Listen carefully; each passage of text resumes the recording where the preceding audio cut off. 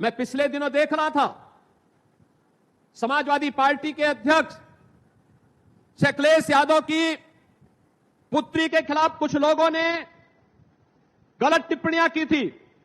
जैसे मेरे संज्ञान में आया, मैंने तत्काल पुलिस से कहा, मैंने कहा इसमें एफआईआर दर्ज कराओ।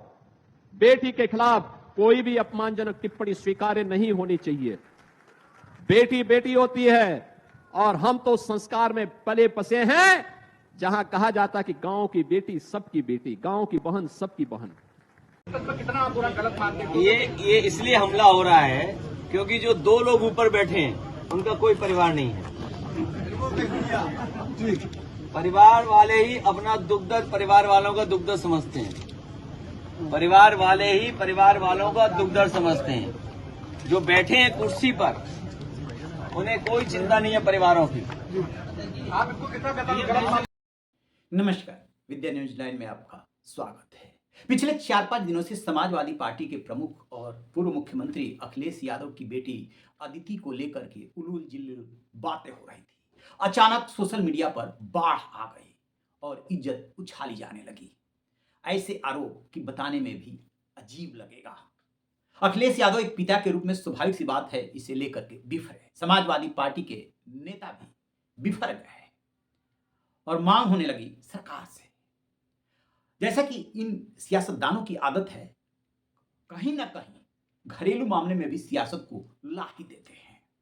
वही काम इस मामले में भी हुआ। जब अखिलेश यादव गुस्से में आए तो उन्होंने यहां तक कह दिया कि जिसका परिवार नहीं है वो क्या समझेगा परिवार का दर्द, और ये किसके इशारे पर हो रहा है। कितना बुरा गलत मानते ये इसलिए हमला हो रहा है क्योंकि जो दो लोग ऊपर बैठे हैं उनका कोई परिवार नहीं है। परिवार वाले ही अपना दुख दर्द परिवार वालों का दुख दर्द समझते हैं। परिवार वाले ही परिवार वालों का दुख दर्द समझते हैं। जो बैठे हैं कुर्सी पर उन्हें कोई चिंता नहीं है परिवारों की।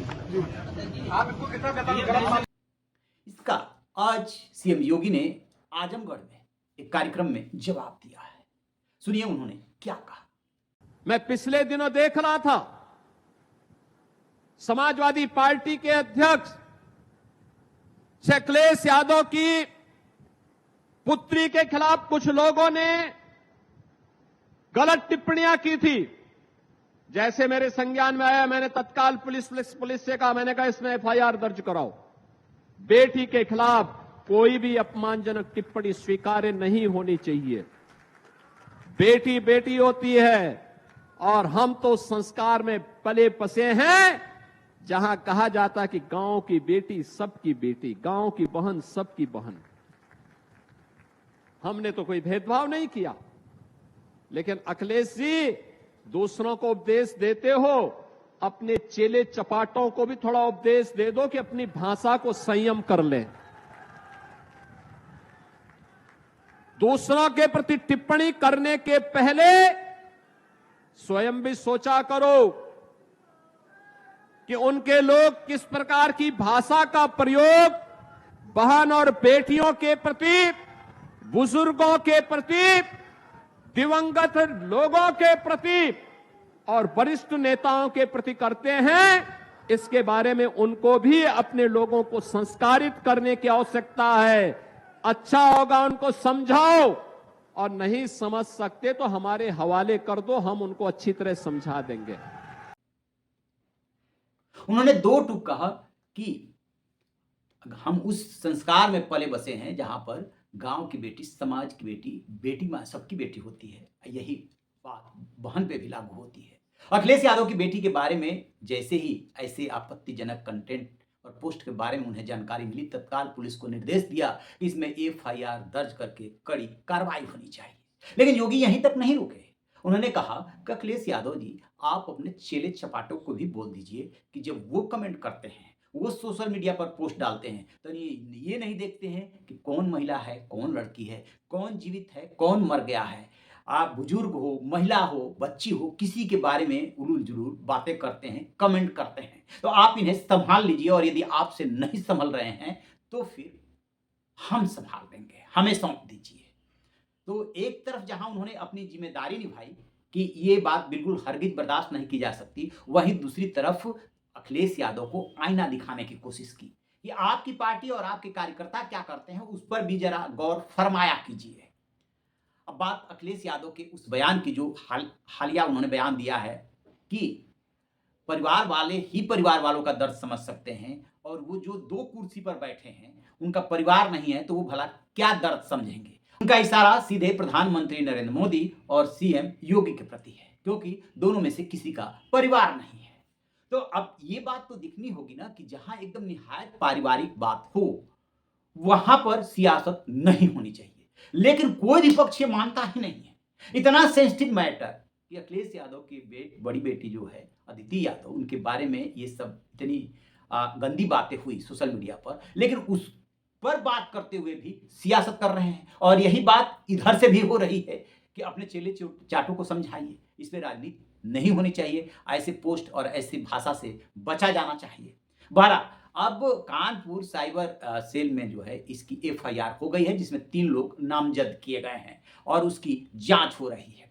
एक सरसरी नजर से ये डाल लेते हैं कि वो घटनाक्रम क्या हुआ था। अचानक 9 जून को सोशल मीडिया पर एक पोस्ट आती है, और वो पोस्ट ये आती है कि अखिलेश यादव की बेटी 7 करोड़ रुपए लेके घर से भाग गई है, और वो लंदन में यूनिवर्सिटी कॉलेज में स्टडी कर रही है, और वहीं पर एक नाइजीरियन मुस्लिम युवक है लामिदी, उसके साथ चली गई है। अब इसका आधार समझ में नहीं आया कि बात कहां से उठी। जैसे ही सोशल मीडिया पर ये पोस्ट आई वैसे ही ये रिपोस्ट होने लगी। बहुत सारे लोग जो जिस मिजाज का है उस हिसाब से छुटकारे लेने लगा, लेकिन इसका आधार समझ में नहीं आया कि बात अचानक क्यों उठी। लेकिन एक बात समझ में आई, 7 करोड़ रुपया लेकर के जाना, कोई उन मूर्खों से ये पूछे कि क्या घर में 7 करोड़ रुपए रखे हुए जो वो लेकर के चली गई? क्या कोई 7 करोड़ रुपया कैश घर में रखता है? एक बात। दूसरी बात, क्या वो यूनिवर्सिटी कॉलेज लंदन में स्टडी कर भी रही है कि नहीं कर रही है? क्योंकि उसके दोस्त आदर्श यादव के हवाले से खबर आई कि वो तो दिल्ली यूनिवर्सिटी से लॉ की पढ़ाई कर रही है और सेमेस्टर के एग्जाम दे रही है।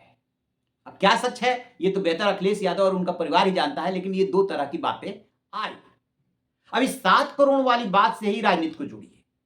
7 जून को अखिलेश यादव ने अयोध्या के राम मंदिर में जो पैसे का गोलमाल हुआ उसको लेकर के आरोप लगाए। उनके पार्टी के नेता हैं और पूर्व मंत्री हैं पवन पांडे, उन्होंने खुल करके कहा कि 7 करोड़ की हेराफेरी हुई है।